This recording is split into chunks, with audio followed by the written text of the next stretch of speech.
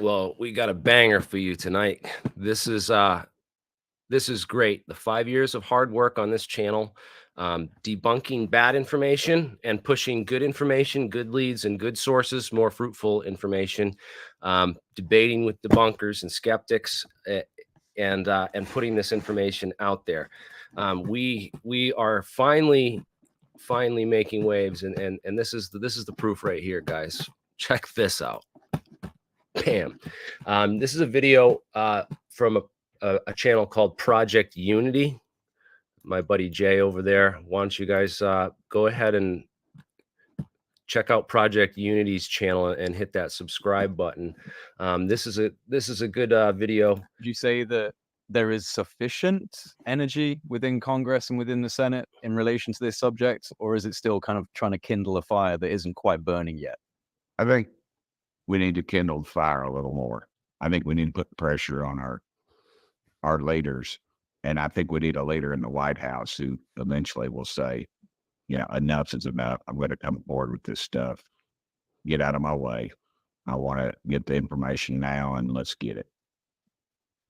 Because I really don't think we're going to get to where we need to be, because they're going to move the target. They're going to lie to us. They'll move the locations. And, I don't get too hung up on locations and stuff, because by the time we get there, it's like somebody was wanting to take a Corbell, which is a congressional delegation, I think, trip to Area 51. And, we can all get our picture made in front of the signs that say, deadly force can be used, or we'll go to the little ALN, the bar, and that kind of stuff. And I just don't think we'll get to see too much. Well, it's like you said, recently I saw you were on Tucker Carlson. He's very interested in this subject and in a real approach. And I think obviously big audience, caught your short kind of segment with him. You're right about one of your concerns that you highlighted, which is that you don't feel comfortable quickly sharing photographs or any kind of evidence that might be given to you, because disinformation, I think, is one of the real problems with this particular subject. I mean, it's been rife within this particular subject for decades anyway. People polluting the waters, going to these UFO conferences, shady spooks who give you a little whisper in the ear and send you going down a narrative that doesn't quite make sense. And I think right now, for people like yourself who are pushing at the front, that's a genuine risk. Do you feel like there may have already been attempts to get you to traffic in disinformation? Oh, 100%. 100%. And the trick is there's some of them that are doing it that are, in my opinion, don't know they're doing it. They're the most effective ones. They've been given false information, and they've got a huge following, and they're a fraud. Who are you talking about? I'm not going to say. I think you and I both know who you're talking about. Yeah, I got my suspicions. And I mean, because every time I do these things, I get a call from somebody and they say, oh, you need to have this person at your thing. I mean, they're believers, and the person believes in themselves. Yeah. But and it's a cottage industry too. You know that, and I know that. You and I must be the only ones that hadn't made any money off this thing. It's to me, I mean, because I do all this stuff for free. I don't ever charge for an interview or anything crazy like that. Oh, I can say on the record, you've never charged me once for an interview. And I'm in demand to be at these UFO conferences, to fly out somewhere, but I choose not to, just because I don't, ethically, I don't know who pays for it, and then I can just do it from my home. Yeah. And I feel like the same. Yes. So this is great. So the debate's going raging about this. This came out. Jay put this out 3 days ago now. I also want to show a clip. I think this was from. There's another clip here that I got, and it was from Stephen Greenstreet on, and I think this is from 3 months ago. So this is kind of old. So I thought that this was just recent, that Tim Burchett's finally waking up, that there's these people with really huge audiences and a lot of influence on Congress who are essentially disinformation agents. An agent doesn't mean you necessarily know that you're an agent. You could just be, basking in the glory and the ego of all the popularity and attention that you're getting. So there's lots of people who can be manipulated like that. This is but this is from I think this interview was from 3 months ago, and so it looks like we may have kind of gotten the message to Congress and them a little bit even sooner than we thought. I thought it was just like 3 days ago. Timberchet's finally like, something's going on, but this is just a couple months after the congressional hearing, because everyone's pointing out on Twitter that at the congressional hearing, Corbell, Timberchet calls Corbell his buddy and stuff. And who is there anybody in particular that you think is a government disinformation agent? I'll just leave it at probably somebody you've mentioned in this conversation. Okay. And the problem is they don't know it. That's the key to this whole thing, because how would they not know it? Because they're shown things that are false, or they've brought people to them that are false, or something's created. Because all they got to do is put a bug in somebody's ear, and then the government's getting another $1 billion to study some crazy project somewhere. Interesting. Does that make sense? It does. So the disinformation agent. Well, it does and it doesn't. So a disinformation agent is there to, one, discredit somebody. Just get people off track, and two, to bring in more money. Just to keep the fire lit enough, just get you salivating enough to where you're asking a lot of questions, folks like myself. But I don't want any more money. I don't want the government the government doesn't need enough. They need to go back, cut billions of dollars, trillions actually, but that's beside the point. So if they're discrediting somebody, how would that open people's checkbooks up? Well, as somebody getting close to the real issue, they'll discredit them. Other people, they'll let them go down the rabbit hole so they can get the money. Gotcha. So it's you get it? They let Corbell go down the rabbit hole. They put him on all the mainstream channels. Greer has actually called out Elizondo and TTSA as a psyop operation, like an intelligence operation. So Greer, I mean, let's talk about Stephen Greer, right? And before I do that, I want to talk about these. There's so much to unpack here. Oh my God. So these disinformation agents are everywhere.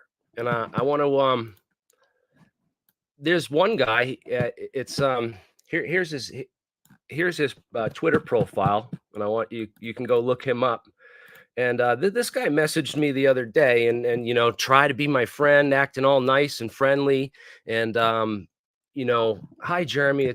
I'm just now typing in the Zoom discussion from you and Mark and Amy from 2020. And frankly, I'm astonished. I just wanted to extend thanks for this, and as well as your more current work on the Alienscientist channel. I've been reviewing your UAP technical summary document, so he nails all my best work, all the best stuff we've done, and then the most relevant stuff that's getting a lot of attention.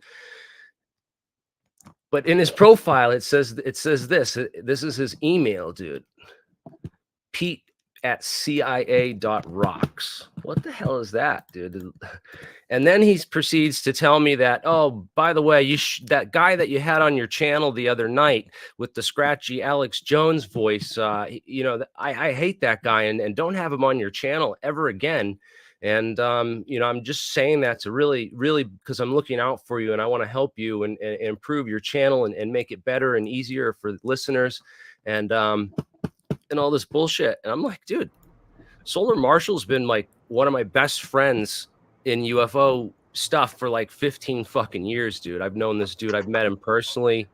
I've been to his house. I've met, I've hung out. I stayed there with his brother and stuff, man. Like, so. Yeah. You're gonna try to get in my inner circle by talking shit about my best friend, dude. Like, it ain't gonna freaking happen. I'm sorry. I'm a UFO researcher. I never claimed to be a scientist. Ever. No, and you're just a normal dude. You're a bike. You ride motorcycles. You play guitar. Yeah. We both play guitar, so we get along. When you collect guitars, you have a ton of guitars at your house and stuff, man. So we get along. We jam out on Marshall amps and play Metallica songs and we have a lot. We have a lot in common, man. And it's just it's insane that someone would say, get rid of him as someone on there, fuck him, something like that. You know, I'm on here just as the UFO guy that's normal. I have an electronics background and stuff like that, but I've never claimed to be anything special. I'm just a UFO researcher, and I've been around for a long time. I knew a lot of the old timers that are gone, and I have some precious information, you know. Absolutely. You were there for a lot of this stuff. So whatever, man. If you don't like his voice and you think he sounds like Alex Jones, then That's crazy. You thought it sounded raspy. I mean, it's probably some jerk I know from another form that I'm thinking of. They follow me around. They harass me from another group. It's crazy, man, how trolls are, brother. They will come at you with everything. Yeah. They'll bring 50 people on here just to harass me. I'm used to it. Micheal Schratt, I just sent him a link. I didn't send him the StreamYard link, but I sent him a link. He wants to come watch. I might bring him in if we can. They do not like us getting together and talking about, you know, Ed and black triangles and Area 51 and all this stuff, man. And they are probably, I think they're pissed right now that their narrative's falling apart. Why don't you tell what just happened on Twitter right now? I was trying to send him the link on Twitter and send him some pictures on Twitter. And they absolutely crazy. As soon as I responded to Jeremy, it suspended my account. It suspended my Twitter account. I've been having so much trouble getting a Twitter account. It's trying to get me to pay $165 to be something about my account being what was it saying, Jeremy? What is $165 for it to be? I have it here in a picture. As soon as I tried to send you the link, it said, "Oh, I can't send it," and I went to your account and it said, "This account has been banned off." You basically said you got kicked out. You terminated. Yeah, one of my account had to be verified for one. I don't know if anyone else has ever had this trouble. Then they went $168 for a year, and there was no way around it. I wasn't paying it, and he messaged me through my email. Somehow I got it. Got through back to my ex account, which I just opened up a month ago. Messaged him back for the first time, and guess what? It's just I'm suspended indefinitely. And I sent him a picture of it and everything. It's just bizarre, man. So I've been busy on Twitter going after, showing all the real truth issues. I've gotten behind a lot of different controversial issues and demanded government investigations, serious ones that actually look into real things and don't look at like disinformation. Tried to eliminate disinformation, debunk disinformation, and show people legitimate paths forward to getting the way out of this mess that the intelligence agencies have got the entire public in the world in since for the last 60, 80 years of lying to the public. The government needs to come clean, and it doesn't know how to come clean, and it so doesn't want to come clean that they're literally paying people and agents to go out and do all this. And guess what? I was on I did a 3.5 hour Twitter space last night. If you guys are on there, definitely it's recorded, so go listen to that. We get into some stuff, but a guy jumped on that stream who claims he was an NSA contractor down in Maryland, and that he's doing he wants to come forward because a bunch of people that he's been working with just went missing or disappeared, and they've hired all these new interns that don't really know programming and rely too much on AI to do the programming for them, so they don't actually know how to program themselves. And he said that basically they have jobs of people that have bots. So there's hundreds of accounts that aren't real people. They're just bots, and they post pro Corbell stuff. And then they all like each other, and they have this whole like circle jerk community where they all just, masturbate each other in a big giant circle. And it looks like there's, a lot going on there, but really it isn't. Okay. It's all manufactured by these intel agencies, and they know for real, if they didn't have the numbers all screwed up, we're actually getting more views probably than some of them. So it's starting to really flip their lid. I know it is. And because we're turning the tide on these assholes, dude. They've been pushing disinformation, So let's go. So let's talk about this, right? Yeah. Is it Corbell or is it Greer? So let's go down the list of all the things that Greer has done, because people are like, no, it's got to be Greer. Maybe it's all of them. I don't know. But Greer bought a Disclosure Project, right? Yep. He started with Disclosure Project in 2001. It took him, he was into this all through the 90s and went and tracked down a whole bunch of these witnesses, all these whistleblowers, that Corbell says he's got 40 of them, that they're ready to testify. They stand behind Grush, who's, ready to testify and all this stuff. And I would say Greer's done some good work. He's just done some crazy stuff too, right? Let's go over the bad claims, okay? I don't want to call Greer out as a person and say that but he definitely was used as a disinformation agent. So Greer tried to start something called the Orion Project, and that was a project to basically bring out anti-gravity and free energy. Still going with that one too, right? The clean energy thing is still something Greer maintains to this day. You can donate. Yeah, he keeps saying that there's people who can make 0 point energy, that UFOs use 0 point energy.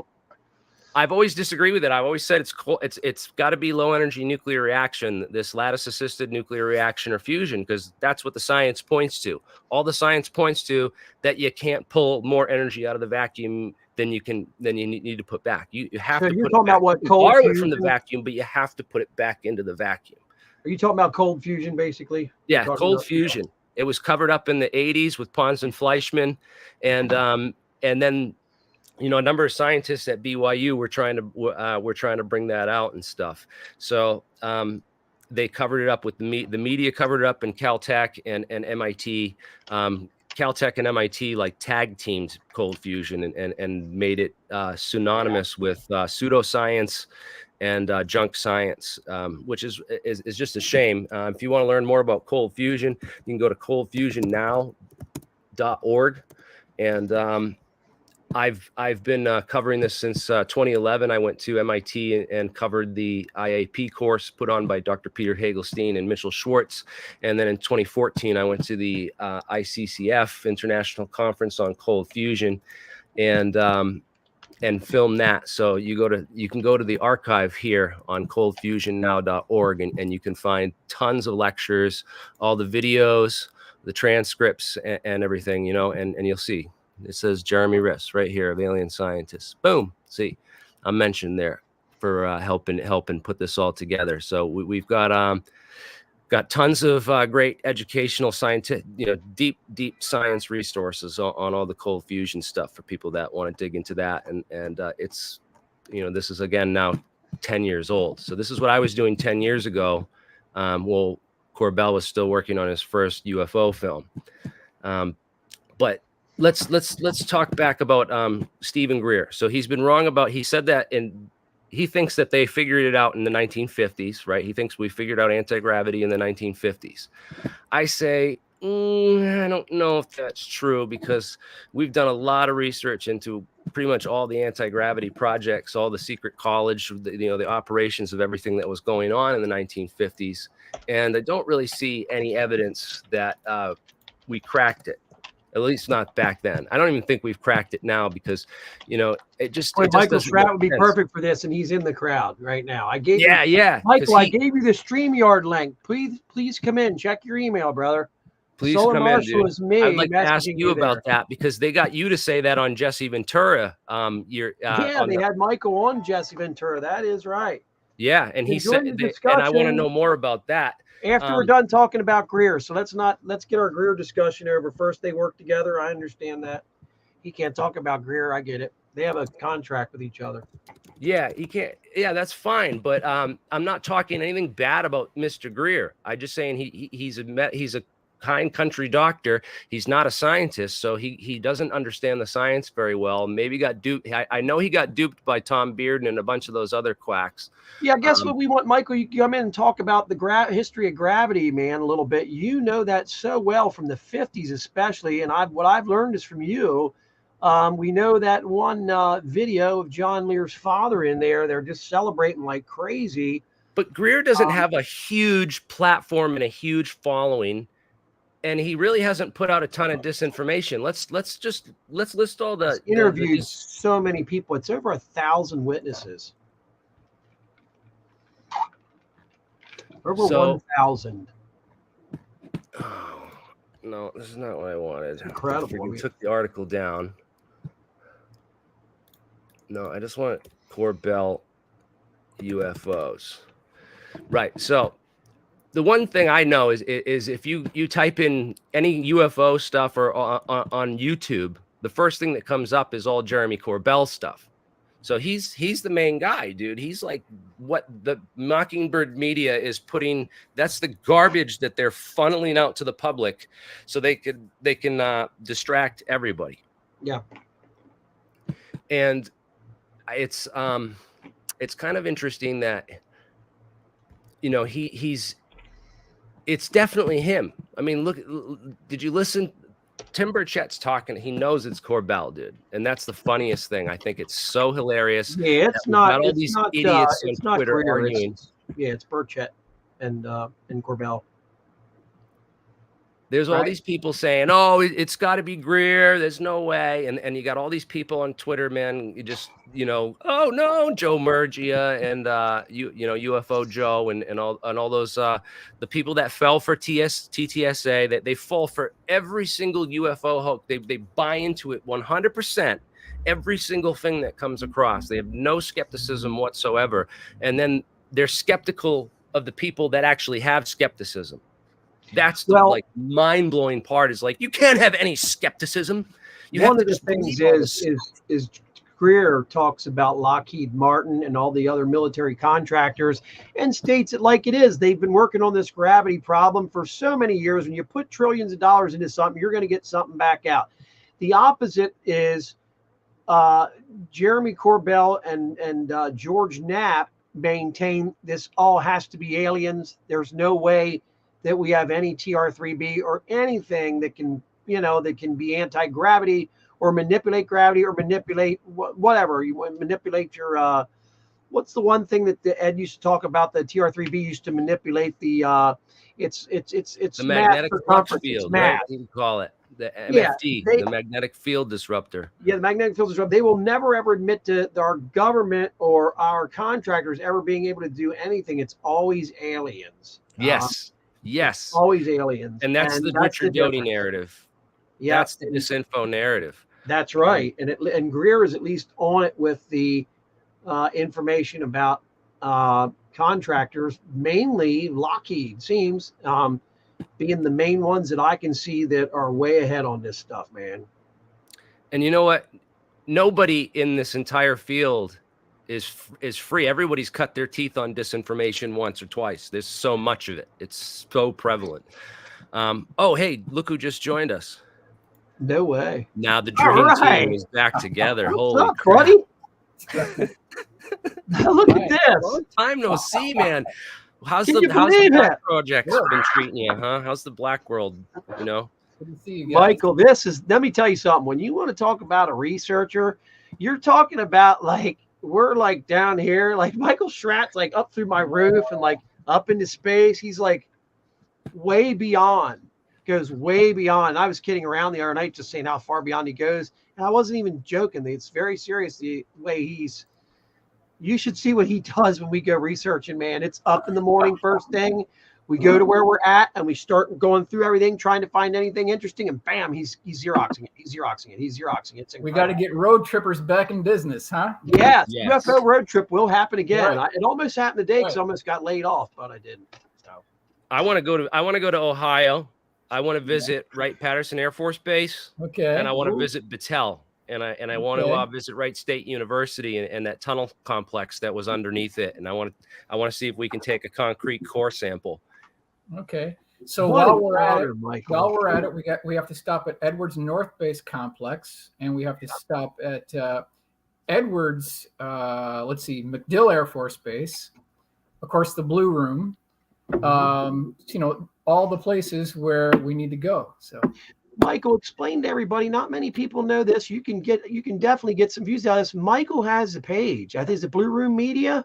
no, not anymore. It's just Micheal Schratt is my Okay, YouTube. Micheal Schratt has a YouTube page where he puts out a lot of information. I've got his book right here. I showed it the other night on here. You can't get a book like this, ladies and gentlemen, as Michael would talk about. He did this book up, and it's got some of the greatest UFO stories. And look at these drawings and stuff you get out here. I think it's what, $59 or something like that. No, it's not $59. No. Okay, it's more or less. 27 bucks, I think. Okay, well, let's put it this way. I know he's not making much money off this thing. I mean, look at these filled with drawings and reports from the eyewitnesses. And these drawings go well above and beyond anything you can imagine. I sit at night sometimes and just look at this, and I'm fascinated. I took it to work, and guys are like, "What is that, man?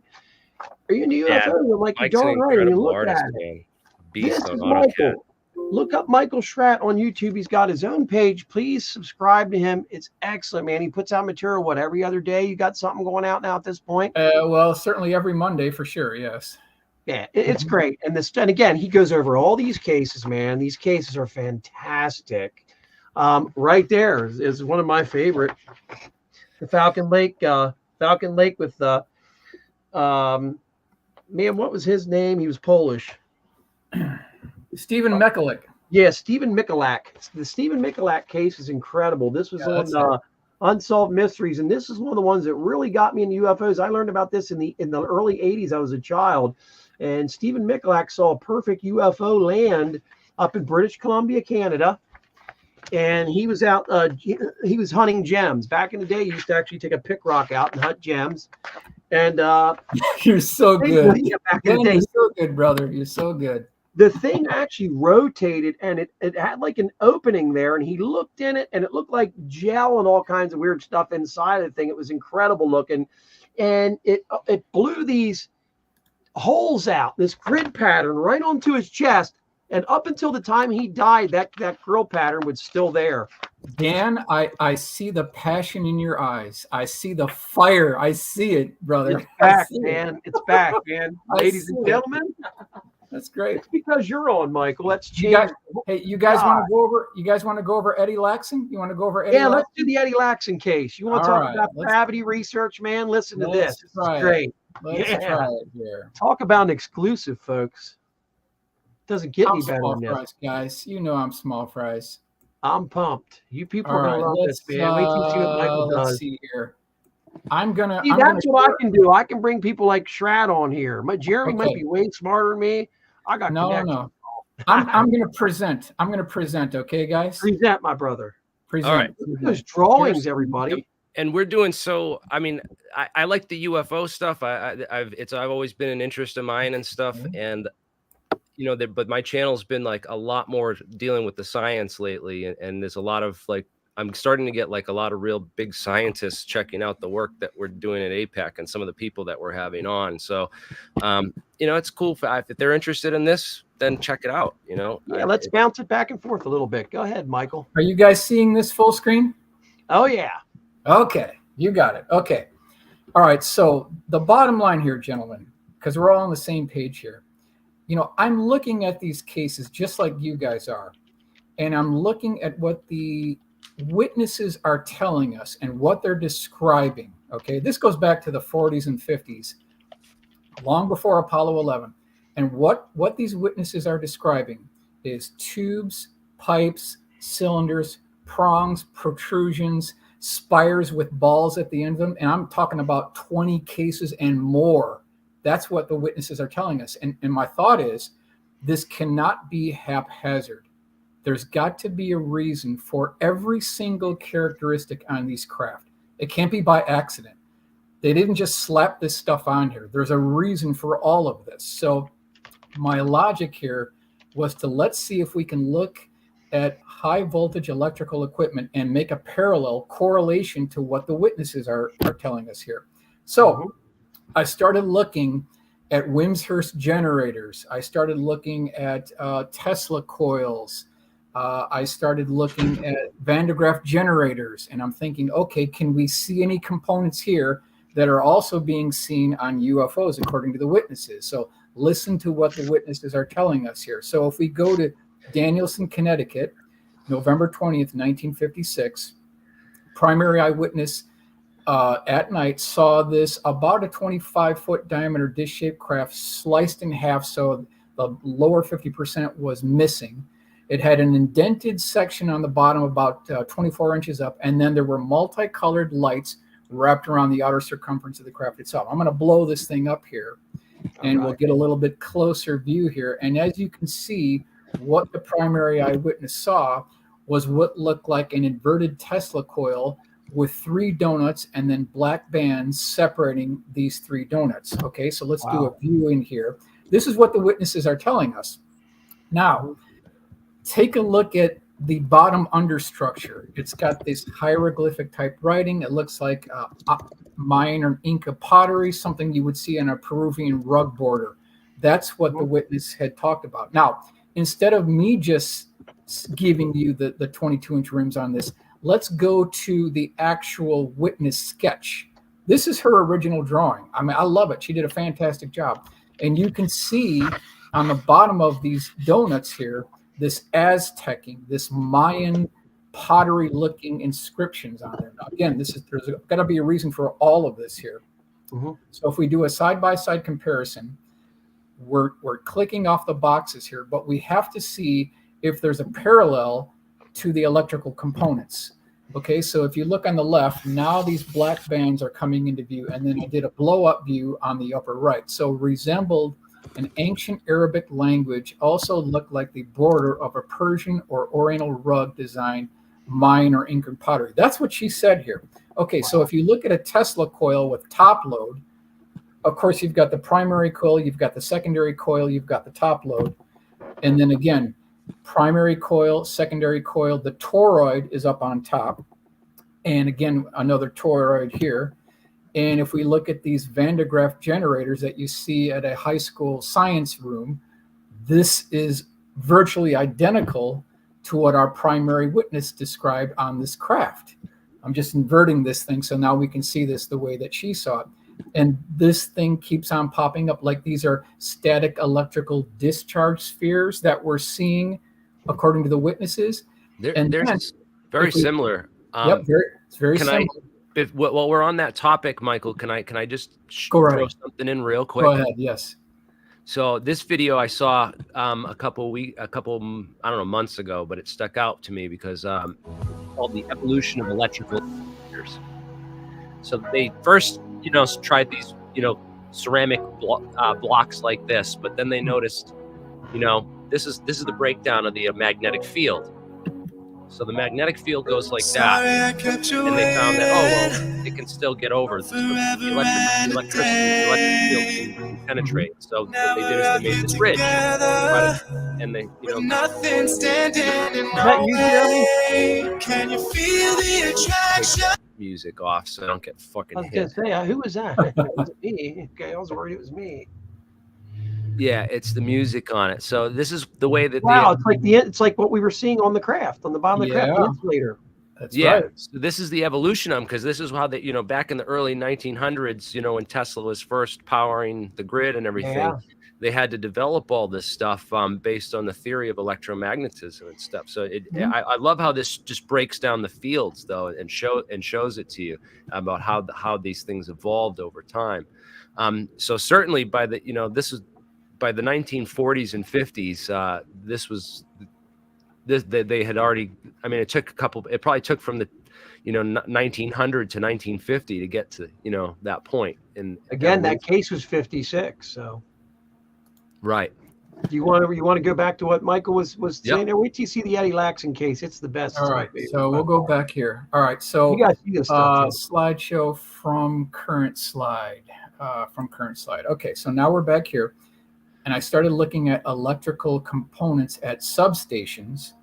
And you see they've got these transformer bushings here, electrical bushings, virtually identical to what the primary eyewitness had talked about in Danielson, Connecticut here. So we're seeing that high voltage electricity is a key element in these UFO sightings. All right, so let's go. It's March. There it is. Look at this craft. 1966. Eddie Laxon was a private pilot. He had 5,000 hours total time pilot and command.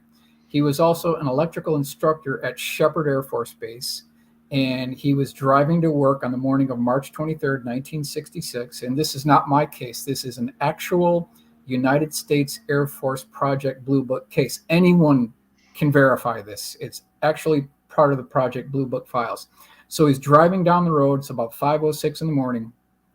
And his headlights come across and illuminate something absolutely bizarre. that could only be described as a bowling pin tipped over at 90 degrees. Now, this thing was 75 feet in length. On the upper right section at the very tip off to the right, and we're going to work our way back here, he saw a bubble transparent canopy at the very right end of the craft. It looked like it was ripped off a B-26 from World War II. The whole thing was standing on pogo landing gear about 3 feet off the ground, like it came from the Apollo program. Now, there were 2 beaming spotlights shining directly forward, 2 beaming spotlights vertically downward toward the pavement. Aft of the forward landing gear, there was an air stair door on the starboard side, which you see here. And next to the air stair door, there was a man. He was wearing 2-piece military green fatigues. He was not an alien. He was not an extraterrestrial. He had a baseball cap with the bill turned up. He was shining a flashlight at the bottom of the air stair door like he was looking for something or inspecting something. Now, above the air stair door and slightly aft was a large spire that swept back and terminated into about an 8-inch diameter sphere. And I want to talk about that. Now, aft of the entryway to the air stair door, there was about a 3.5-foot diameter porthole window, starboard window, that was divided into 4 equal pie segments. Just aft of that were the letters TL4768. And I have a running cash prize reward, $100 cash prize reward for anyone who can decipher with documented evidence exactly what that means. Now, I'm guessing that this is a Atomic Energy Commission, United States Navy serial number connected to the Atomic Energy Commission. That's why I think it's heading in that direction.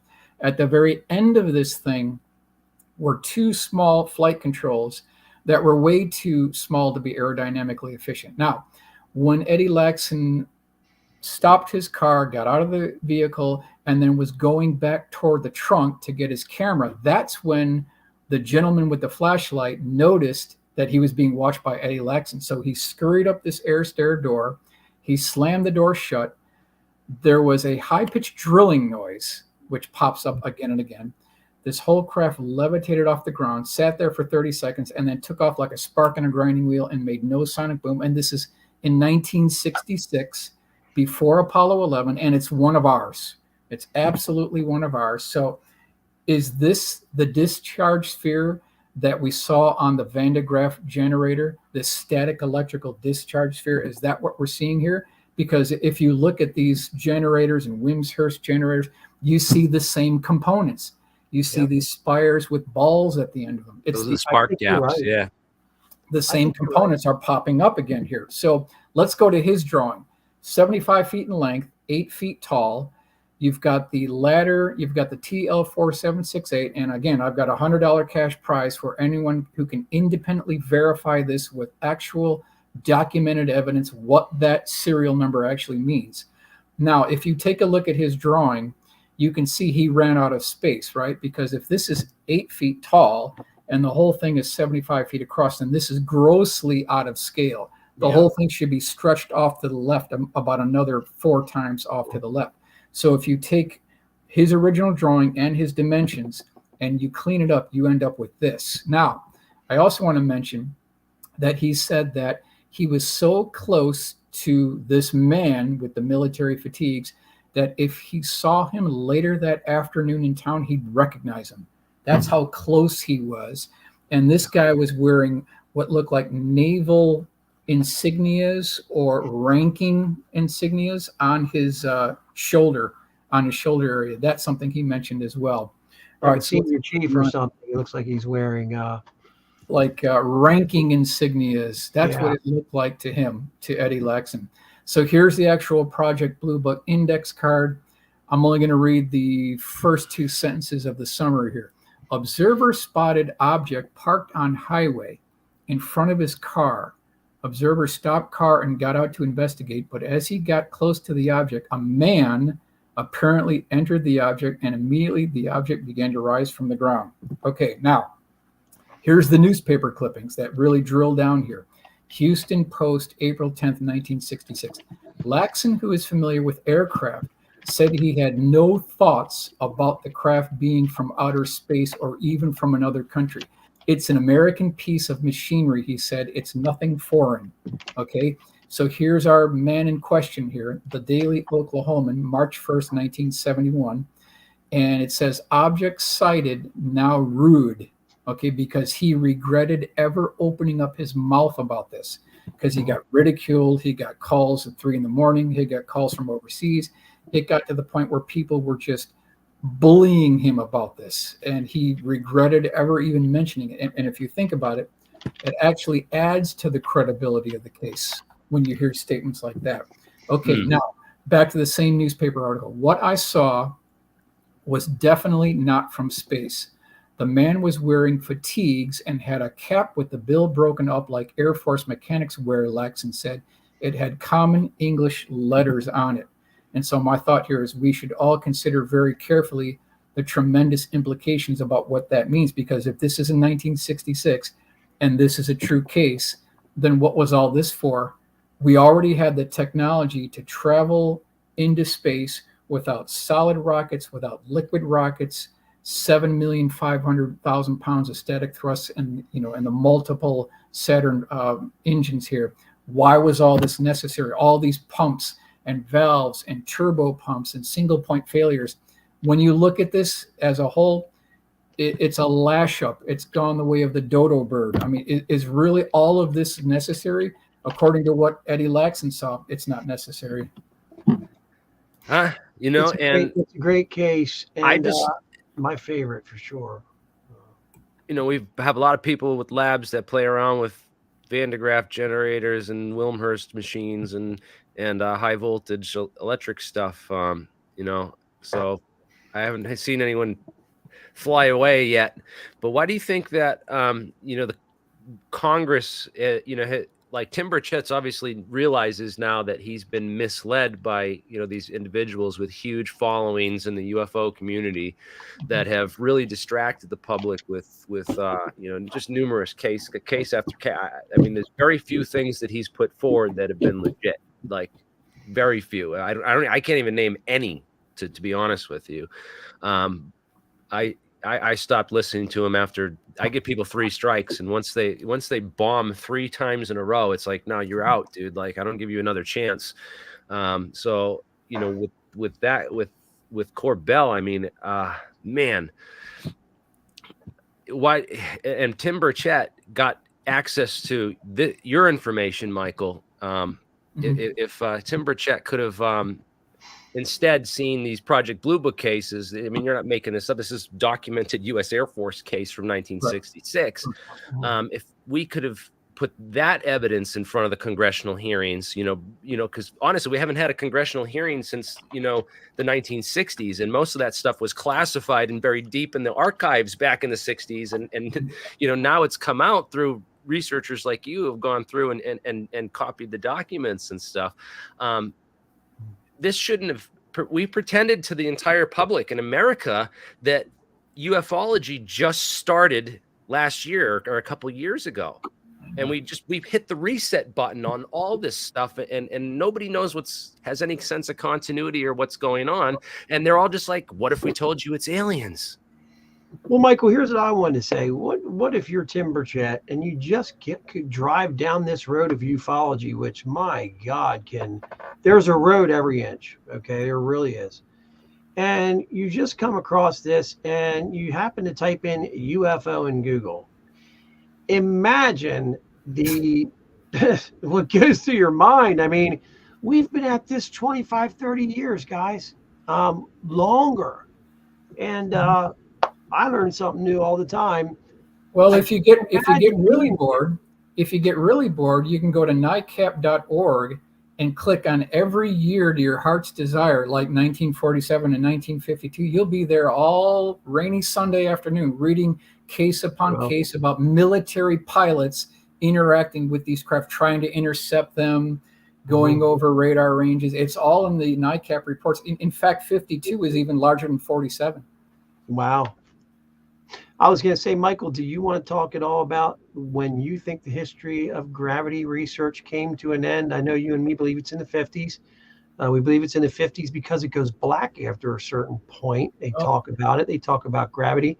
and then all of a sudden you just don't see anything about it anymore. And no one's done more research on it than you, in my opinion. And you know exactly what you're talking about. Would you like to talk a little bit on here about that? Sure. I don't think it ever came to an end. I really don't. According to what the witnesses are telling us, I mean, we can break this down here. Why don't we cover one more case here while we're here? From current slide. Okay, so if we go to hey, jellyfish. This is actually a 76 case. 76. So this is Calusa, California. This is actually 76. Now the primary eyewitness was in his home at night. It's 11:30 p.m. He's watching TV, and all of a sudden the TV goes out and the air conditioning goes out at like the exact same time. So he gets off the couch, goes to the back, he looks at the circuit breaker panel, and everything seemed to be okay there. And as we talked about before, the next thing he noticed, this is a really good case, is that the hair on his chest, the hair on his arms, and the hair on his head not only started standing up, but started crackling. He was engulfed in a static electrical field. He looks up and he sees a 140-foot diameter dish-shaped craft. It has a dome on top with a spire at the tip. And then the dome didn't look like a standard dome. It looked like a lemon squeezer or an orange juice squeezer. It had these ridges on it, okay? And then he said it had these conduit pipes that had frayed edges at the bottom, which is very important. On either side, it had prongs that popped out. And then if he looked off to the left, he saw another craft that was half the diameter of the main craft that he was under, and it was pulling power off the 500,000 volt power lines, causing them to become cherry red. So now it's a CE1 and it's a CE2 case. Now, as this thing was getting ready to depart, it sucked up these ramen noodles, okay? And then these gooseneck lights popped up, one on either side. At this point, this guy's getting terrified. So he goes, and here's the newspaper clipping here that with the drawing, and you can see these conduit pipes coming down. We want to talk about what the frayed edges are. I actually gave a lecture about a year and a half ago at MUFON Symposium, and a guy came up to me and he says, "You know what, Mike? I know what those are at the bottom of those conduit pipes. I know what they are." I said, "What are they?" He said, "It's a static wick. I call these things ramen noodles because they look like ramen noodles." But this guy told me that what you're seeing at the bottom here are static wicks, and they are used to dissipate static electrical fields when a craft is like at a low altitude in the vicinity of the ground. That's what these things are for. And so I started digging, and I've got the part number. I've got the vendor here. So you've got 110001, $192. And what's interesting is when this thing was getting ready to depart, it sucked up the static wicks into the bottom of the craft and then took off. So that's telling us that there was intent to it. There was design to it. There was an intelligence. Oh my God. He goes into the bedroom. I never thought to do something like that. Look at that. It's the same part. He wakes up his wife. He wakes up his two kids. They open up the blinds in the back window and they're looking outside. Now they see the large craft that he was originally standing under, flanked on either side by two smaller craft, and they're pulling power off the 500,000 volt power lines, causing them to become cherry red. And remember, this is all 1976 now. Now, the large craft went from a dead standstill to hovering over the low rolling hills in the background, 25 nautical miles away, and it did it in less than 1 second, no sonic boom. And then it repeated the operation in another second. So it had traversed 50 miles back in 1976 with no sonic boom, absolutely 50 miles. And literally 2 seconds it did this. So at this point, he says, "You know what? We're out of here. I'm bugging out. I'm bailing." He piles everybody into the pickup truck, and they're going 90 miles an hour down the road. The kids still in their pajamas, and this large craft starts following them down the road. It goes over the cab of the vehicle, over to the wife, and then goes back over to the husband. He's driving. He's shocked at what's going on here. Here's the new truck in the San Antonio Express, February 6, 1977. Family tells of terror as UFO chase car at 90 miles an hour. Wow. And at the very end of this, they pull up to the neighbor's house. They all pile out. They, start knocking on the door. The two neighbors get out. So 6 eyewitnesses see this thing depart at about a 45-degree angle. So point being is this thing had a man-made technology associated with it. It caused a blackout in the back area there. I think it's clear at this point, this is not an ET spacecraft we're dealing with here. This is not an extraterrestrial vehicle.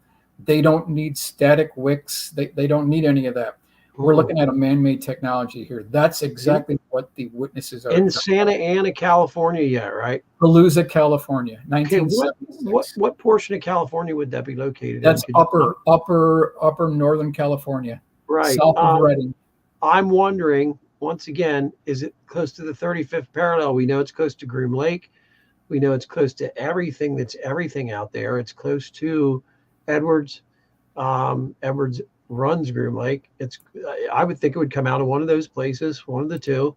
What do you think, Michael?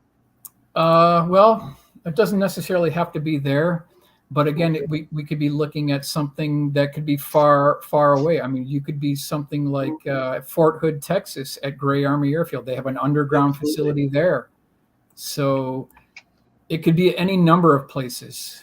Difficult. Geeky 71 said something very interesting. He said static wicks are used on aircraft to dissipate lightning strikes. Yeah. Former flight instructor here, and he would know. Yep. That's it.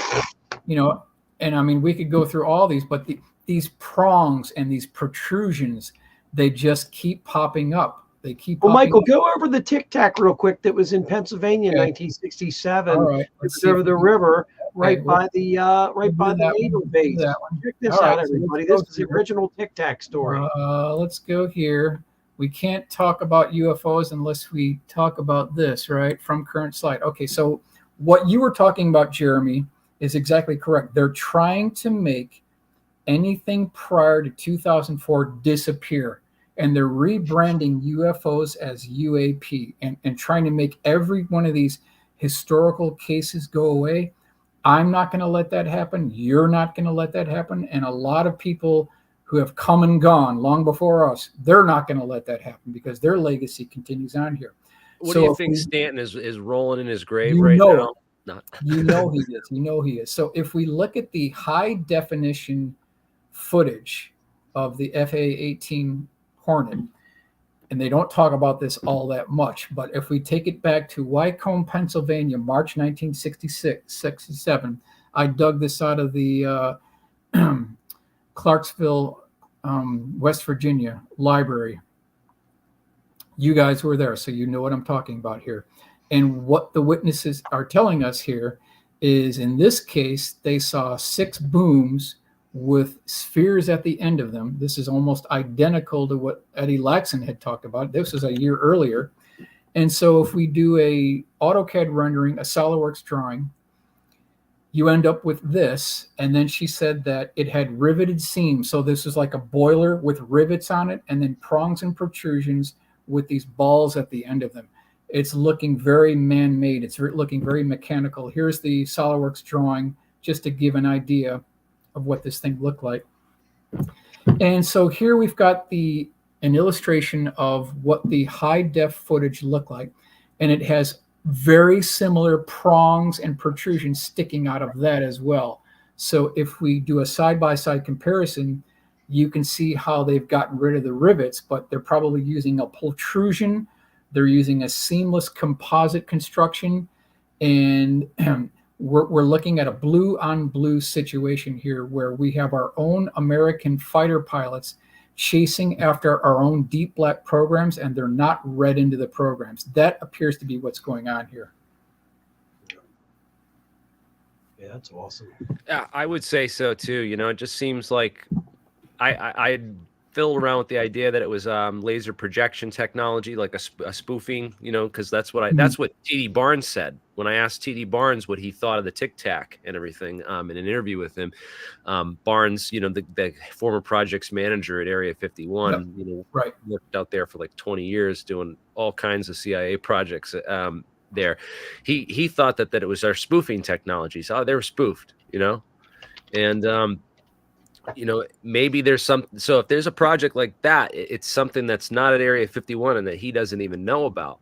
And San Catalina Island has been this whole Navy SEAL training ground for a long time. I think that they moved a lot of stuff, and they have a whole nother facility out there, Camp Pendleton, and Well, Dugway as well. Dugway as well. yeah. For sure, Dugway. And, you know, we should also consider, just because someone worked at Area 51 for a number of years doesn't mean they were cleared or were briefed on certain programs. You know, they might be briefed on just a few, but, you know, these things are compartmentalized, they're classified, and if you don't have a need to know and you're not read into the program, you're not going to know about it. There's different stages of jobs at these places. Yes, that's correct. And then just factor in the billions that have been spent over the years, over the decades, on these type programs. And a lot of these programs were born black, died black, and we'll never know anything about it. So, Michael, you would say that the late 50s were, in fact, the time when the gravity was cracked, basically. Isn't that around the time we came up with, somewhere around 56 to 58, somewhere around there? Cracked, and then you're saying it keeps advancing. Yeah, this is the publication that's the Rosetta Stone to all of it right here. Young men. This is November 1956. The G engines are coming. This is like the Rosetta Stone that talks about this. So here is the one. Yeah, I've seen this. We talked about this. Nick Cook got this slammed on his desktop one day, and he was just astounded about what he was reading in there. And so I was able to track down an original copy. And, you know, here's our rendering of what this thing may look like if we actually saw it at Edwards North Base Complex. That looks like the Eddie Laxon craft. Yeah, it looks very similar, like another version here. But here are the contractors that are mentioned in that magazine article here. It says aircraft industry firms now participating or actively interested in gravity include Convair of San Diego, Bell Aircraft of Buffalo, New York, Lear Incorporated. So you've got William Lear, you've got John Lear's father involved, Santa Monica Clark Electronics of Palm Springs, and Sperry Gyroscope of Great Neck, Long Island. This is back in 1955. They were working on cracking the gravity barrier. All of these, I'm not going to go into all these here, but you've got universities. They're working on cracking the gravity barrier. Look at some of these newspaper clippings. Amarillo Daily News, November 26, 1955. Search on for secret of gravity. Changes far beyond atom are the prize. Keep on going here. Gravity studied as power source. Bethlehem Steel is involved. This is from 1957. Experiments seek man to fly planes outside gravity. Again, November 30th, 1955. Interavia, November number 1, 1952. Atomic engine. See, now you're bringing in Atomic Energy Commission. Spaceship Marvel seen if science can outwit gravity. So again, the newspaper clippings are telling us they were desperately trying to crack the gravity barrier. This is mid-1950s. And then we run across Eddie Laxon, 1966. So they had an entire 10 years to develop the technology.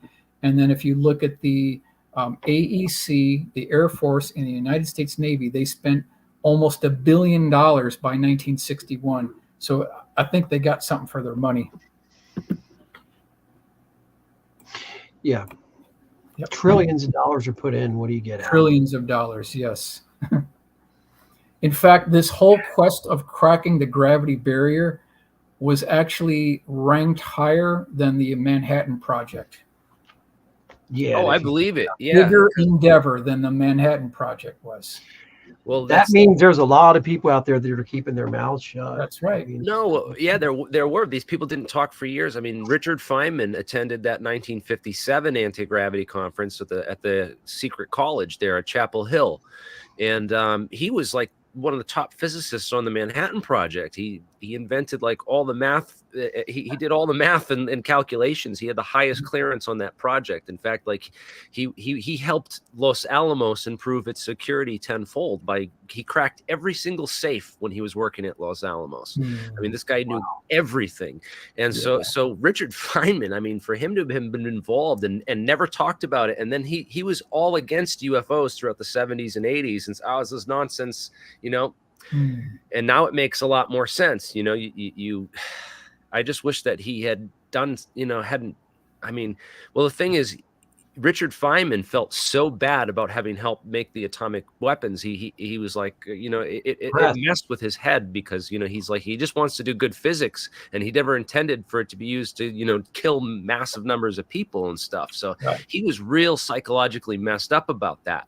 So I know that they must have used that on Richard Feynman to be like, well, you don't want people to get access to this technology because it's like it makes nukes look like sticks and stones, So, I think they just threw money at people, man. Everybody thinks they threaten their families and stuff like that. You got that from John Lear. Remember, Michael used to always tell us, John Lear would say, "Oh, they threaten to kill your wife first, then your kids, your dog, your friend." No, I think they just threw money, man. The easiest thing to keep somebody silent is cash. Well, You not buy only them a that, house, you guys. buy them a brand new car, you give them a huge bank account, and then when they need more money, you give them more. And that was something they had unlimited amounts of money. Not only that, but we should also consider how they funded the programs. Okay, so you've got the black budget funding going on, but then you've got illegal drug running, illegal arms sales going on, and that's going to pay for a lot more than an oil cartel could ever pay for it. Because they're making more money off the illegal drugs than they are in the oil cartels. That's how they're funding a lot of this. Yeah, it's untraceable cash. Then, because the black budgets and stuff, you can't imagine how many it's hundreds of billions of dollars a year annually. So the money, and it's crazy how, they're the ones in control of the DEA and working with, the Fast and Furious, all these guys doing, and drugs and guns and man, they're just, I guess it's business that makes the world go around. But I think we are living in a matrix. We are living in a construct. This isn't even a real world. I know, it's crazy. Gordon Cooper mentioned that. He said that we are 100 years behind where we should be right now. Yeah, Gordon Cooper mentioned that. Gordon Cooper was something. Yeah, we've been held back, and it makes me wonder. Is it just stupidity? I mean, I've seen the counterintelligence, and I know a lot of people do fall for it and stuff, but I don't know. I just try to. I think they could get away with a lot more before, and the internet's just made us a lot more aware of it and allowed us to share a lot more of the information with each other. So, but the counterintelligence works. Right. Now they're using the internet to actually, we're basically in a small little chamber. They've put us in an information court, and you can't find this stuff through search engines. You look for UFO stuff, they give you all Corbell, they give you all, it's Mosul Spitz, all aliens. They give you that mainstream narrative to keep you in the matrix. And when you used to type UFO subject in, it would take you to above top secret. ATS was great, folks. It's still around the form. My God, you can go through 10 full pages of searches and you don't see anything about ATS. You don't see anything of the living moon. I grew up on forums, man. Jeremy and me had a great forum, the Alienscientist forum, and some jerk destroyed it. And we had 50-some thousand posts at one point. We were kicking ass, and somebody destroyed it on purpose. We know who did it. They're still alive, and they got in our inner circle and screwed us. He's an NSA computer guy, I think now, or something. American University. Yep, disappeared, gone, just out of nowhere. Came in, rubbed us all out, made a total ass out of Ed Fouché, and we should have known back then we were being played. And then Ed went and ran to like the biggest disinformation agent on the internet, like my biggest enemy, and don't even say his name. No, I won't. Yeah, I won't. But what a shame too. It got us all fighting, and that was what they wanted. I think they wanted.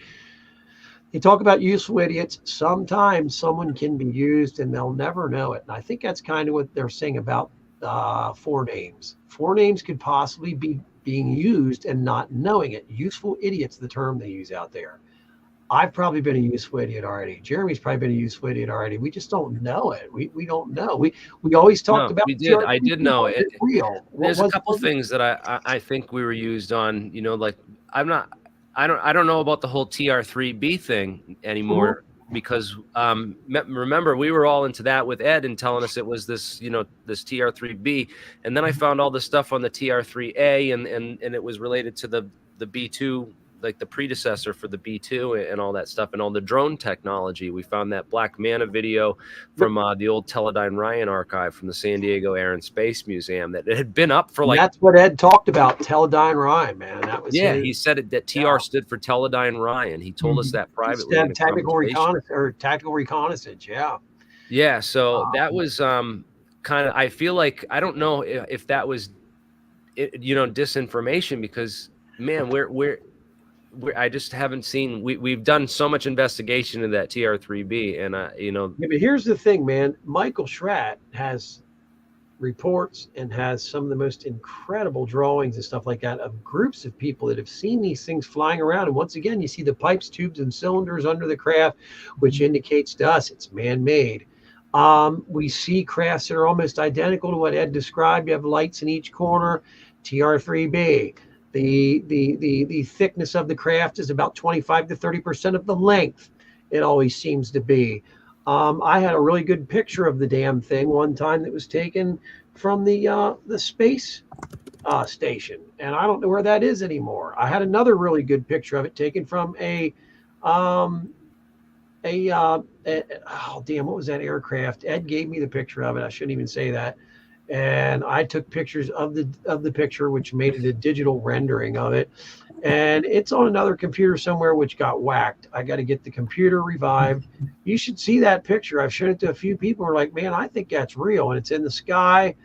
And Ed claimed it was near Groom Lake when it was taken, but it was in not a F-35, it doesn't matter what it was taken out of. The guy was on flight, took the picture of it. Mm-hmm. Man, it was amazing. Yeah, look at Michael. Did you ever see these videos? These are from. Don't think I've seen this. No. These are real. These are from. This is TR3A, right, Jeremy? Yeah, Explain this is to him where these are from. He's never seen this stuff. It's incredible. Did you get this stuff from Battelle? This was actually at a place called Homestead, California. No, it's right up from Mexicali in California. Let me just find the actual town. And Jeremy, are these drones? Are these just drifting, or are there people flying these? I can't remember. These are miniatures, aren't they? So Teledyne Ryan, yeah, these are little tiny miniatures. I have there's a whole file I have on all the pictures of this thing too. This is old, right? How old is this? This is from the 70s. Yeah. This was 74 to 78. You know, just before the 80s. So a couple years in the late 80s, I mean the late 70s, right before the 80s. Hold up, let me just find this place. It's called. They would call this an operational model. So, yeah, El Centro. Okay, there's an airport in El Centro, which is about. It's about 45 minutes. Let me just see. I just want to make sure that where's so San Diego, where Teledyne Ryan's headquarters was. So it's about 90 miles outside of San Diego. If you go inland, it's right up over the border across from Mexicali, and it's a place called El Centro, Texas. And there was a little airport there where they built and flew all these things, you know, and let me just see. I'll repost this on my Twitter so people can have that video if they want to look for it and find it. But yeah, these are the toys that the military's been testing for a long time. These are the size of them. Yeah, it was like a TR3A. It's very similar to what the TR3A is, Michael. And you've seen countless that craft right there. For goodness sakes, you have drawings of one that was taken. Remember those cantered up? Look at those cantered up back wings there. Remember the guy that was flying over, that was near Edwards Air Force Base, and the guy's up in the cloud sees him? Well, you can see these are kind of early attempts at reducing radar cross signature with the twin canted vertical stabilizers and the integrated ducted fan. Yep. They're heading in that direction. Mm-hmm. Yeah, remember that one craft that was like a flattened football? It was like a diamond shaped and it had those they were cantered up or down. I can't remember. And they're like, we see you right now flying. I see this craft flying, and the guy's reporting it to ATC. Remember that case? And they're like, we need you to land. Now they made him land at, was it not at Edwards? It was, Oh, yes. I know what you're talking it was in Nevada. You know which case I'm talking about. Yes, It was in I know. Nevada. And they're like, I see the guy's helmet and everything. And they were Mhm. like, oh shit, Yeah. you know, they didn't even know what was going on. Yes. So this was I think they powered it with kerosene, with this engine, and it was just a drone that would fly with remote control up to I think 2-mile range, and it had a camera on it that would transmit video back to like a headset, so they are or a TV screen. So they have a TV screen where they could they basically they were developing it so they could fly it in for drone reconnaissance. Early drone reconnaissance, where they would transmit a television feed back. Wow. So For that launch. I mean, this is the 70s. You look at the cars in the background and everything, man. It's just this was. Man, that is TR3A Black Manna. That is TR3A land there, man. Yeah. Look at that. Yeah. So this when I found all this information, it made me really question the information that Ed had fed us about the TR3B. 1975, for God's It makes you wonder, right? Sure does. Were we used as disinfo? You have to consider it, man. You can't be. I mean, someone needs to get to Corbell and be like, dude, seriously, give other people a chance to like bring real information forward to like our Congress. And Jeremy, you say were we used for disinfo? Maybe we were used for info instead. I mean, maybe it's the opposite. well, I know we're being used for info now that we've put together the dark. Talking about years ago when we first started, dealing with that. They're used for info, not disinfo. Maybe I don't know. That's Yeah. I don't know. It's I just was really shocked when I found that video and all that stuff, because I was like, man, we haven't found nothing surfaced on this TR3B in 20 years, and this came out. This is what has surfaced. So you kind of like sometimes you just got to shake stuff up and then let it sit and see what floats to the top. You start with the proof of concept. That proof of concept becomes a real vehicle after a while. So you've got to ask yourself, in 1975, if they're making stuff that's that accurate, what on earth is going on now? Or back in the 90s when the TR3B was really popular, Michael knows better than anybody, dude. Look at all the reports and stuff you've done and have gone over where all these people have seen these things. And there's always people in flight suits looking out what you would call windows, Well, the other thing, too, is that the witnesses are telling us that they're hearing low-frequency electrical humming noises like a sewing machine or an electrical transformer. They're telling us this, and they're seeing stacked Legos on the bottom of these things. And why is that? Because it's human made. It's not aliens. Aliens are not going to fly here from another dimension or another whatever and have pipes, tubes, and stuff that you can get from the plumbing here. To me, that sounds like the cooling system. Yes. And we've always thought that because, Michael, you've always talked about the graded cooling system on the back of a refrigerator or an air conditioner. Always seems to be on one of these damn things. That's right. It's always is there. And remember, Ed said it was being cooled to 250 degrees Kelvin with liquid nitrogen, if I remember correctly. That's how they cooled it and got the superconductivity in the magnetic field disruptor, aka the MFD. Look at the smile on Michael's face. That's like drugs to him. And me too. I get it. It's good to see you guys all together here, united as a coalition. We're kicking ass, Michael. If we can get the team back together and make like a UFO road trip down to Washington to like. Bro, he's only in Virginia now. All we need to do is make it there. I'll rent a car down there. I'll meet you guys. Yeah. We'll rent a car that has a ton of room in it. We can throw tons of stuff in it. Go hoteling and just go across the country for like 3-4 weeks. And, and see what's going on, man. We'll end up at Groom Lake, get thrown out. Did you see the other day there was a guy that went there? Yeah, I said that the MJ-12 had hired him. Said MJ12 hired him. He went there. The guy had a loaded machine gun, man. I'm like, did you see the gun he had? Yeah, huh?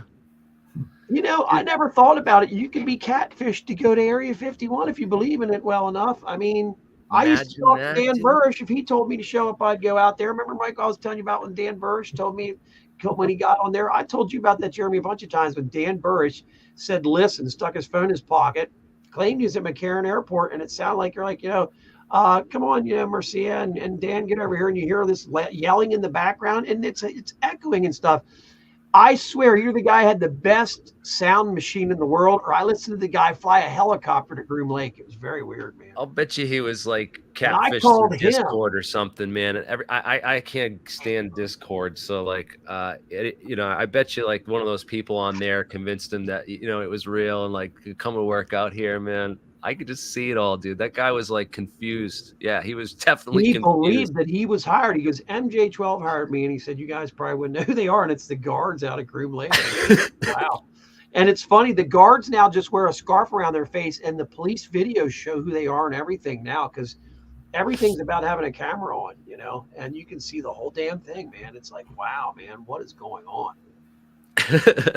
He's the second guy who was sent out there by MJ12. Suppose there's another guy that was sent out there too, but the other guy was really out. Oh man, the machine gun was very impressive. The guy had, dude.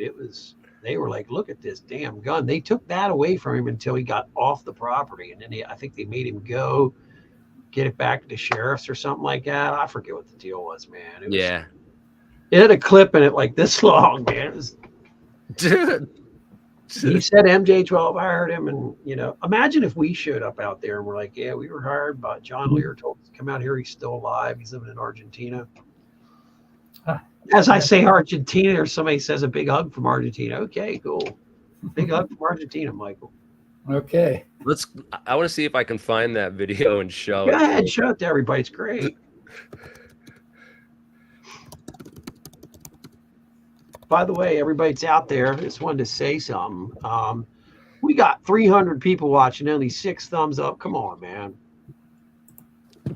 Oh, this is great, dude. Come on, give us some thumbs up. So that smash the like button, guys. And work. if you're not subscribed, we really rely on subscribers to grow the channel. So please subscribe to my channel, and also look up Micheal Schratt's channel and subscribe to his YouTube channel as well. Definitely sub to Michael's channel. It's fucking great. I love it. When he put the video out, I call him on the phone right after it's done and tell him what I liked about it, what I didn't like about it. And normally there's nothing I don't like about it. I like the whole fucking video. What I'm saying is, if you like UFO, just UFO stuff, because I know there's some people that like UFO. We do a mix of UFOs and science on Alienscientist. So Michael's if a UFO you like guy. just the UFO stuff, it's like 20 times better than weaponized. It's better than anyone else out there. The level of research is insane, and the level of the drawings is on the highest professional level. That Ford truck, for God's sakes, it was on there. I mean, cool. I want that thing. Here we go. Watch it. On the morning of February 19th, 2023, a deputy from the Lincoln County Sheriff's Office in Nevada is dispatched to the highly classified facility known as Area 51. He has little information to go on other than the fact that a mysterious man has trespassed and is now being detained. When the outrageous story behind what has brought him to the site is uncovered, it proves to be one so bizarre that deputies themselves are completely shocked. The following footage has never been seen before. They stopped and challenged him, got him out, got him handcuffed, ended up finding an AR-15 fully loaded on fire right behind the driver's seat of the floor. We're in right now to see if OSI wants us to take possession of the firearms, to see the property with the assault rifles, or if we're going to turn them over to you. But one way or the other, I can't let him leave this facility with it in his possession. Yeah. Well, obviously you did, because you didn't pay attention to science. No, we're just a 12. I thought, my bad. Then Trevor offers up some intriguing information. Perhaps these tidbits will shed some light on this vague mission Trevor claims to have been recruited to join by the covert Majestic 12. Did you know all chemical bonds are really quantum magnetic dipoles? Everyone is temporarily rendered speechless by this information. He watches your channel. Pretty simple, man. Yeah, it's super simple. So super simple. What does he say? Quantum Rewind. magnetic dipoles. Okay. Yeah, rewind it again, man. He obviously watches you. Recruited to join by the covert Let's Majestic listen to 12. this again. You know, all chemical bonds are really All chemical bonds are really quantum magnetic dipoles. Dipoles.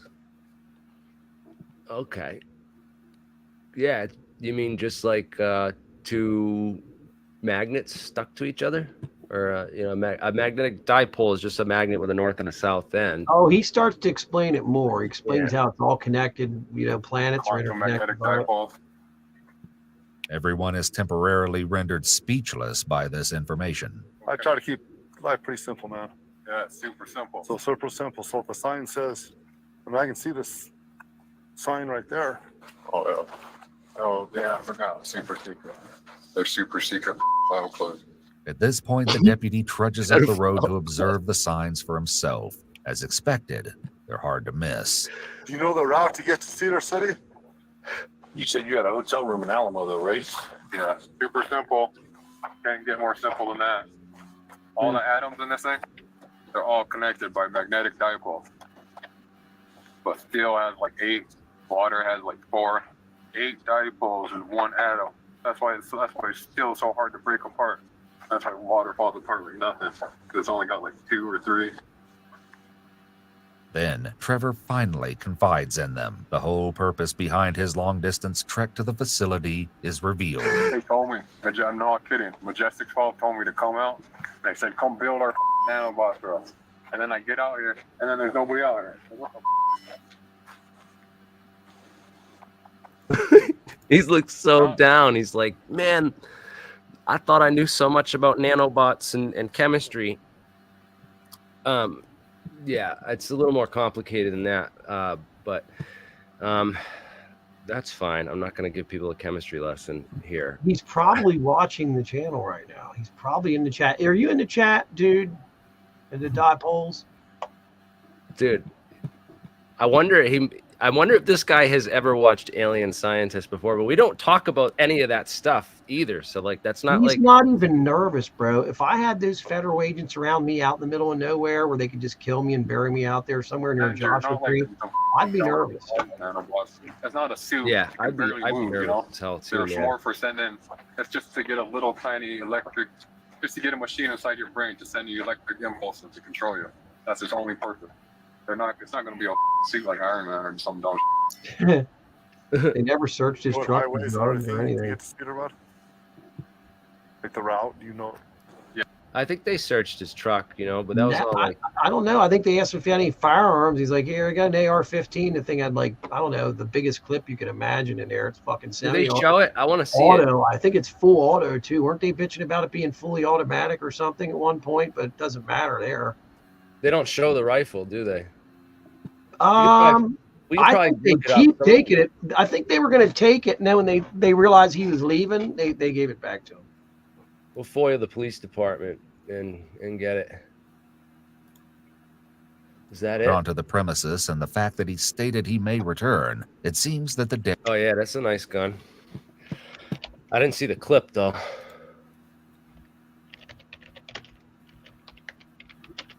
Anyways, that's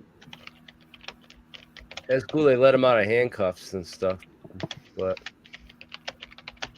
I guess they just kicked him out. They probably felt bad for him, dude. Honestly. Look at him, dude. He is down. I guess he thought he was going to. Imagine you think you're going to S4, bro, and you think you're going to see some alien spaceships. You're going to see Bob Lazar rolling in and out. Hey, Bernard, what's up? And you're going to see the sport model come out and go flying up in the air, and you're turned around, sent back to your fucking hotel. I mean, it just sucks. I mean, I'd be down in the dumps.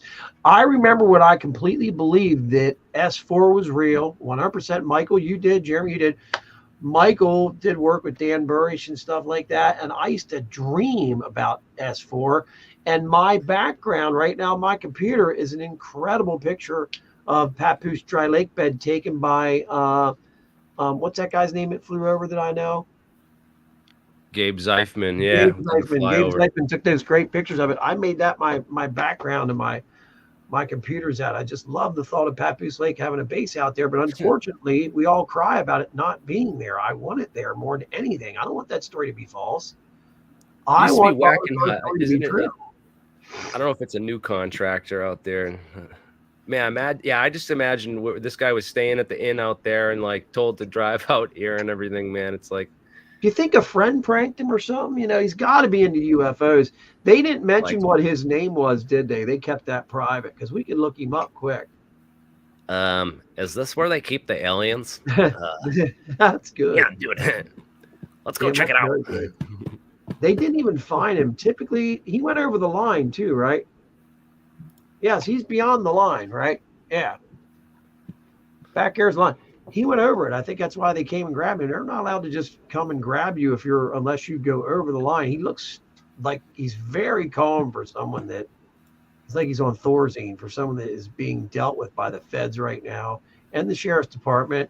They were going to put his ass in jail for going over the line, and they didn't. There was a really good Jerry Freeman video on here on this channel here. These people here, what they call it EWU now, body cam. It's it used to be called Work With Us or something, or what's the name of this channel, Jeremy? Something With Us, Follow Us or something. They do that Jerry Freeman video on here. It's really good, man. Oh yeah, the guy who yeah, it's called EWU now. It's Something With Us. Explore With Us is the name of the channel. They do a Jerry Freeman Papoose Lake video that's epic, Michael. I think I sent it to you. Okay. Explore With Us. Right there it is with the red glasses. Take no for an Yeah, it's the same. Yeah, these are the same channel. It's the same channel that did the guy that went out there. Yep. Yeah. If you look, it's called Explore With Us there, though, so it's probably a different version of it. Okay. Definitely cool that they're picking up on. These guys watched our stuff. Yeah, they've done some great videos. This channel, I like it a lot. They do anytime someone goes out to Area 51 and travels over the line, they get the body footage, the footage, everything. You know, they get it all. What happened to those two old ladies, guys, that went over the line that time? What happened? Yeah. You ever seen that video? That's the They did that one. What happened to those two old ladies? They shot the one's tire out. You hear them fire the gun off. There they are. You hear them fire the gun off, man. And they just go flying, man. Right past. Dust plume. Rewind a little bit, because this goes to the gate. We want to go to the gate. That way then. Yeah. Craziest story ever, man. I think they're aliens. You guys need help? Lost. You're lost? They're aliens, dude. Just go straight down this way. Down there. And what's up that way? We don't know. Because we've been around looking for the gate. Go that way and you'll get right to the highway. Two 80-year-old women. Come on, guys. To what? The gate by the security gate. That way then. Yeah. We're trying to find our ship. Yeah, it's 13 miles. Yeah, From here it's 7 miles. Because we're staying over at Rachel. Right. Rachel is that way. From. Yeah. So go back to go straight back down this way. You'll hit 375. Make a left to right. But what, 7 miles? 7 miles. Yeah, and don't.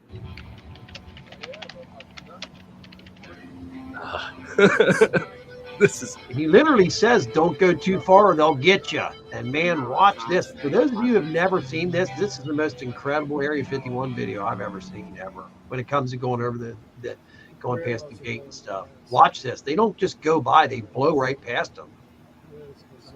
I think they're aliens, personally. I've always thought they're aliens. This video had how many videos does this video have?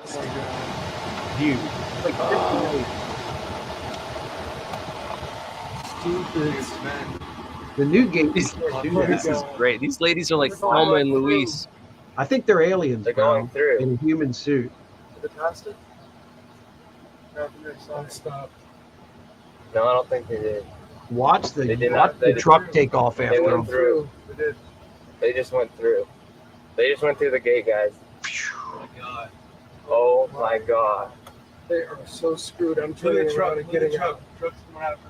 There's a truck going off, bro. Look at this. He's in one of them TRXs too, I think. You gotta get this. We're gonna miss some alright footage. Well, no, this happened a while. Those guys, listen, these guys just went through the Area 51 sign. We're turning around right You now. listen, you hear a pop like that. They blow her tire out with a We're gun. leaving. We're going to let them deal with them. Those ladies are screwed. Guys, I'm going to sign off. Wonderful joining you. They're still going. That guy's speeding fast. Michael's going to roll out. Yeah. Sorry to derail off. That was a great presentation, Michael.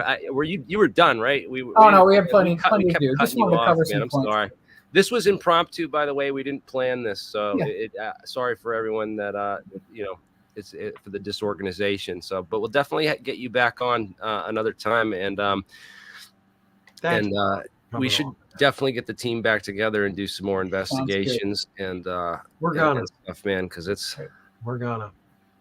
I should have got laid off today. I could have asked for it on purpose. That would have been great. I could have. I literally could have laid off today, man. Have a good night, Mike. Take care, Michael. Thank you, ladies and gentlemen. Michael I'll Schratt, text you later. All good. We're good. the one and only. We're gonna watch those old ladies real quick. Go ahead, show that, man. You got to. Jeremy, if that's the original video, do you have the view count of that thing? They went fast. It's only got like 59K on this channel. Yeah, no, that's not the original one. Has like 50 million. Yeah, I'm freaking out. Yeah, so watch this, man. This is crazy. No one go past Here the comes sign, the dude. sheriff. That he's like way older now, too. God, this was about 15, 16 years ago, minimum, right? 2011, I think this was. They'll get $1,000 fine. They'll hold them for a couple of days. You know, they're not gonna. Dude, those ladies just went through. Yeah, I know they Who blew cares? She's retired. She's not gonna need to get a job. Buyer 51. I mean, I know people think I'm nuts, but I often thought that woman, the way her skin was hanging and stuff, I thought it was some kind of alien suit. I thought she was an alien. Now, look, they show the sheriff just take off. I can go up to the. I need to stop now. Dust trailed the sheriff. We need to stop now so I can film it. They got so scared they got Sheriff out of there. They went by us. I don't know if you were able to see him in the car, but He's flying, dude. That's them, huh? Yeah, They're I'm just pretty sure booking they it. shot the tire out. they're of her 51 car. now. They didn't know what was Probably going the on. ladies. It's such a long ride out there too. It's like another like 10 or like 12 miles from the gate to the base. It's Oh, yeah. This is post 9/11. This is very serious, and people tried to find information about this case, and no one could really find Well, maybe anything. we'll see another Makes cop you wonder coming. if he even arrested them or what the fuck, man, or were they ETs? going on. I keep saying that, man. It just, I don't know. There was something so strange about that. Plus, how old they were. Ladies, like, I want to see the gate. It's like, you went through it, at 100 miles an hour, you crazy nut. Yeah, right. What's you gonna do? Like go see the Groom Lake, the actual building. She just blasted right through. If you go out there now, there's the kid. Yeah. They have a yellow, you can't do that anymore. They have a gate that latches, not even electric. That was great, man. I know. Oh, I wonder what happened to that original video, because I'm telling you, it had a minimum of like 50 or 60 million views like 10 years ago. It's like, wow, look at this. The amount of money that kid made on that's incredible. And that song got real popular by Tool that was on there, remember? There's a song at the beginning they play, and no one knew what the song was, and everybody wanted that song afterwards. It's because of these guys, man. I didn't know about that. Let me see. I want to definitely, I don't want to let this go on too long. I would like to wrap it up before it gets, too crazy, because people tend to not watch stuff that's too long. And I think we nailed a lot of good stuff, man. It was a good show tonight. So I think you need to do more where it's just open, talk UFOs more. The science stuff, I understand there's a bunch of scientists and stuff out there. I am not a scientist by any means, but I know a lot about UFOs. Micheal Schratt's the best, in my opinion. I know enough science to know who's bullshitting and who's not. And yep, it's great to be able to just call him on the phone and have him come on here. I mean, That was pretty no, that's cool. We got a lot of cool. I got a whole bunch of people contacting me from the UFO community now, man. Lots of people are reaching out. I mean, I've been on Jay's podcast a couple times. You know, he's talking directly to Tim Burchett, so we're very well connected up there now in the whole scheme of things, and getting the information to the right people and getting it out there. So, I even noticed that Ashton's got he's got a pretty good UFO. Like he's just getting into the UFO like scene now instead of just talking about his MH370. I think that's what Ashton needs to do, because I'm kind of played out about the video thing he's got there. I like everyone guys. Just because I listen to him doesn't mean that I believe that video. I like the fight Ashton's putting up. Ashton Forbes. I like the fight he's putting up. He's not taking any shit from these people. They call him a liar and stuff like that. And I like the fact that he believes in himself, and that's good. I love that too. That's what I like about him, is that he didn't he took on friggin' Julian Doring and Danny Jones back to back, and he still was like nope. Like Julian Dorian, in my opinion, made himself look bad with the way he treated him. I didn't like the way he treated him at all, man. I felt sorry for Forbes. And Forbes, I've talked to him off this show. Very nice guy, very smart. He's harmless. He's not, kind of reminds me of Micheal Schratt a little bit, Yeah. Like younger Micheal Schratt, Is Richard Doty still a liar? Someone says, you know what? Richard Doty is on Fessler's show a lot. And I didn't know that. And I started watching Fessler's show a little bit. Richard Doty, I think, plays with the crowd, and he gets a big kick out of it. I had talked to Doty a couple times. He loves to mess with people, and that's my opinion about Doty. I think Doty does know stuff. If you talk to what's one of our favorite people's name, Jeremy, that had the same job as Richard Doty, but he has a show on every Friday night. You've had him on your show already, and he talks about Doty. He doesn't like him. Shoot, what's that guy's name, man? He's on all the time on Fridays and stuff. He had the same kind of job title as Richard Doty did. He was, darn it, man, I can't think of his name. He was Air Force, FBI. Man, Walter Bosley. Walter Bosley. Yeah, Walter Bosley has a certain opinion about Doty that's very interesting. Guys, if you want to see and learn more about Walter Bosley and Richard Doty, go check out the documentary Mirage Men. It's actually free on YouTube. This is a good one. This is a good one to watch with your girlfriend or your call girl or whoever you're with tonight. It's great. As a matter of fact, that's what I'm going to watch to put myself to sleep tonight. I love that program. Walter Bosley's on there as a very young man. There's Doty there. Doty's pretty young. We have Linda Moulton Howe on there, I believe. Yeah, they talk about her. It's pretty interesting, man. Give it a go. If you will. Definitely a must watch for everyone new to UFOs and stuff. So, well, I'm gonna end this here, man, and let's. We got some more stuff coming tonight. We got there's an article coming out about the whole the breakthroughs that we've had at the APEC conference. Coming out I think in the debrief. Lots of things are on deck for February, guys. We're getting more information to the right people.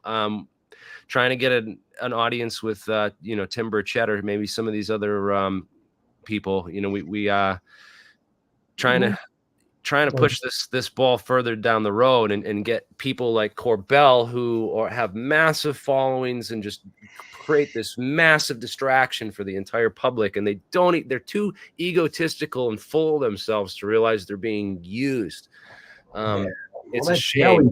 People not even being used. That jellyfish is just embarrassment, man. It's balloons, folks. And none of his crew and his crowd, the people close to him, will ever call him out or so he's always got that echo chamber that he can live in.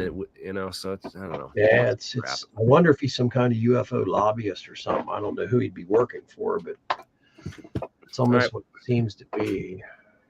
Well, this is the end, and have a good night. Later on, everybody. Peace out. And the street.